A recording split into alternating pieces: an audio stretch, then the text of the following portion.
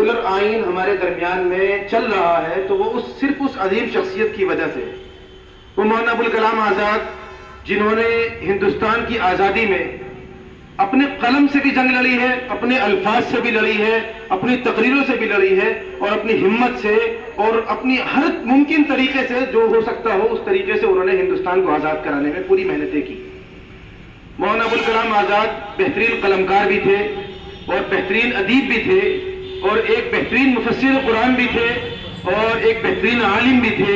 اور ایک بہترین مجاہد بھی تھے۔ اس ساری خوبیوں کے مالک تھے جس کی بنیاد پر آج دنیا ان کو امام الہند کے نام سے جانتی ہے۔ مولانا ابوالکلام آزاد جب ہمارا دیش آزاد ہوا اور ہمارے ملک میں کانسٹیٹیوشن نافذ ہوا تو مولانا ابوالکلام آزاد ہمارے ملک کے سب سے پہلے ایجوکیشن منسٹر ہیں، سب سے پہلے ایجوکیشن منسٹر، وزیر تعلیم۔ آپ کو فخر ہونا چاہیے طلباء کرام کو خاص طور پر کہ ایک مدرسے سے تعلیم حاصل کرنے والے، ایک مدرسے سے پڑھنے والے مولانا ابوالکلام آزاد جنہوں نے انہی درسگاہوں کے اندر تعلیم حاصل کی تھی، وہ اس ایک اتنی بڑی ایک جو منسٹری ہے ایجوکیشن منسٹر، جن کے ہاتھ میں تمام بچوں کا فیوچر ہوتا ہے، مستقبل ہوتا ہے، اس کے سب سے پہلے منسٹر جو تھے وہ مولانا ابوالکلام آزاد تھے۔ اور الحمدللہ انہوں نے اس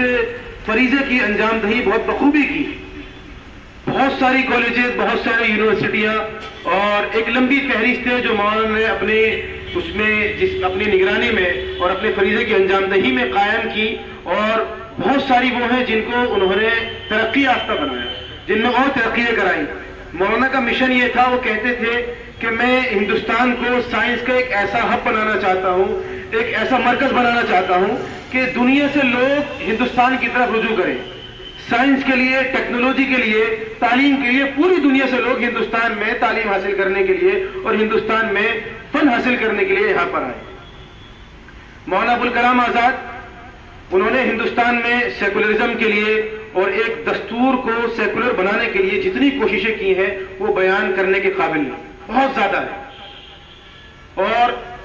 یہی وجہ ہے کہ آپ یقین مانیے کہ اگر ہندوستان آزاد ہو جاتا اور آزادی ملنے کے بعد یا تو اس میں پھر بادشاہت کا ایک نظام ہوتا یا کوئی ڈکٹیٹرشپ ہوتی یا کسی ایک طریقے کا کوئی بھی ایک راجشاہی ہوتی ہے وہ یہاں قائم ہوتی، تو اس ملک کے سیکولرزم کو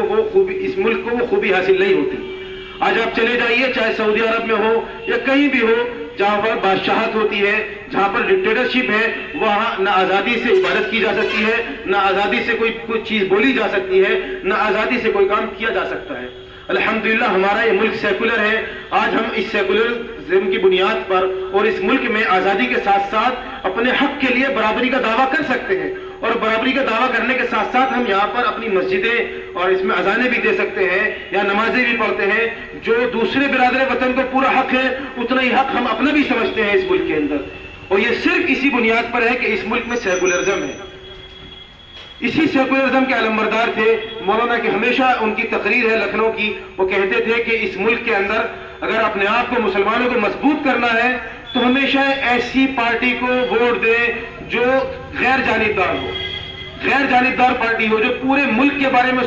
سوچ کر چلتی ہو، کسی ایک مذہب کے بارے میں نہ سوچ سکتی ہو، کوئی ایسی پارٹی جو صرف ہندوؤں کے بارے میں سوچے، یا کوئی ایسی پارٹی جو صرف مسلمانوں کے بارے میں سوچے، یا کوئی ایسی پارٹی جو کسی بھی ایک خاص مذہب کے بارے یا مسلک کے بارے میں سوچ کر ووٹ مطلوب کرے، ووٹ طلب کرے، ایسی کسی پارٹی کو ووٹ نہ دے، بلکہ جو پورے ملک کے تمام دیش واسیوں کو اور تمام برادران وطن کو لے کر چلنے کی بات کرے، ایسی پارٹی کو ووٹ دیں گے تو اس ملک کا سیکولرزم مضبوط ہوگا اور اس ملک میں مسلمان ترقی کر سکتے ہیں۔ تو وہی شخصیت کے لیے آج یہ پروگرام رکھا گیا ہے، اور آج اگر جو ہماری غلطیاں ہیں تو ہمیں اپنے اوپر غور کرنا چاہیے، سوچنا چاہیے کہ آج ہم سیکولرزم کے ساتھ اور سیکولر ملک میں رہتے ہوئے ان حالات سے دوچار کیوں ہیں۔ کہیں نہ کہیں اس میں ہمیں اپنی خامیاں نظر آئیں گی، اور میں آپ لوگوں سے درخواست کرتا ہوں کہ آج یہاں سے یہ عہد لے کے اٹھیں کہ جو ہم نے کمیاں کی ہیں اور جو مولانا ابوالکلام آزاد کے نظریات کو ہم نے فراموش کیا ہے اپنی زندگی میں انہیں زندہ کریں۔ میں سمجھتا ہوں انشاءاللہ اس ملک میں یہ پھول دوبارہ کھلے گا اور ایک سیکولرزم کا جو خوبصورت ایک ماحول ہے وہ انشاءاللہ قائم رہے گا۔ وآخر دعوانا الحمدللہ رب العالمین۔